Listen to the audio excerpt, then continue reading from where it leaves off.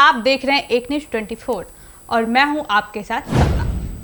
आज की बड़ी खबर सुप्रीम कोर्ट से जुड़ी हुई है, जहां आधार कार्ड और नागरिकता प्रमाण पत्र को लेकर के अहम बहस सामने आई है। जी हाँ, बिहार में इन दिनों चल रही विशेष गहन पुनरीक्षण प्रक्रिया, जिसे चुनाव आयोग SIR कहता है, यह प्रक्रिया बेहद अहम है क्योंकि इसके जरिए मतदाता सूची को शुद्ध किया जाता है और उन नामों को हटाया या जोड़ने की काम किया जाता है जो या तो अवैध है या छूट गए। लेकिन इसी प्रक्रिया के दौरान सवाल उठता है, नागरिकता साबित करने के लिए किन दस्तावेजों की मान्यता है। चुनाव आयोग ने शुरुआत में कुल 11 दस्तावेज की भी लिस्ट जारी की थी। इसमें ration card, voter ID, driving licence जैसे कागज शामिल थे। लेकिन ध्यान देने वाली बात यह है कि आधार कार्ड इसमें नहीं था। बाद में सुप्रीम कोर्ट ने हस्तक्षेप किया और आधार कार्ड को 12वें वैध दस्तावेज के दौर में शामिल कर लिया गया। यही फैसला विवाद का कारण बना। सुप्रीम कोर्ट में दायर यह याचिका में कहा गया कि आधार कार्ड को नागरिकता का सबूत मानना खतरनाक साबित हो सकता है। वजह साफ है, आज के समय में फर्जी आधार कार्ड बनाना बहुत मुश्किल काम नहीं रहा। ऐसे में अगर कोई फर्जी आधार कार्ड दिखाकर खुद को भारतीय नागरिक साबित कर दे तो लोकतांत्रिक प्रक्रिया पर गंभीर असर पड़ सकता है। सुप्रीम कोर्ट ने सुनवाई के दौरान जस्टिस सूर्यकांत और जस्टिस जय मल्ल्या वागजी की खंडपीठ में इस मुद्दे पर महत्वपूर्ण टिप्पणी की। अदालत ने कहा, सिर्फ आधार ही क्यों, राशन कार्ड और ड्राइविंग लाइसेंस जैसे दस्तावेज भी फर्जी हो सकते हैं।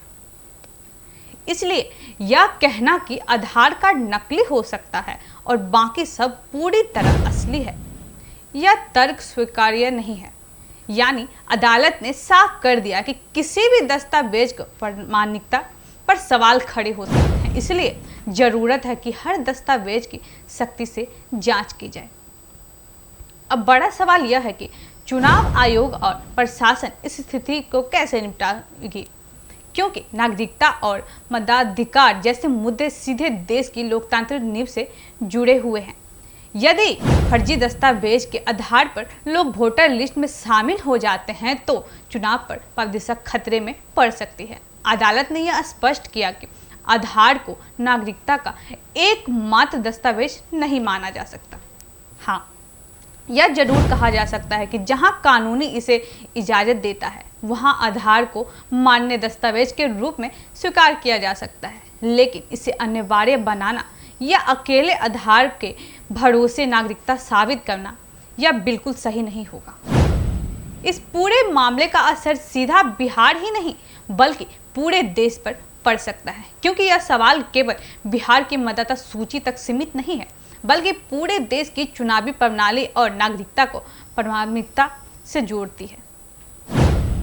तो आज की बड़ी तस्वीर यही है कि सुप्रीम कोर्ट ने आधार कार्ड की नागरिकता साबित करने के लिए वैध दस्तावेज की लिस्ट में शामिल तो किया है, लेकिन इसके साथ ही चेतावनी भी दी है कि न तो आधार पूरी तरह अचूक है और न ही राशन कार्ड या ड्राइविंग लाइसेंस।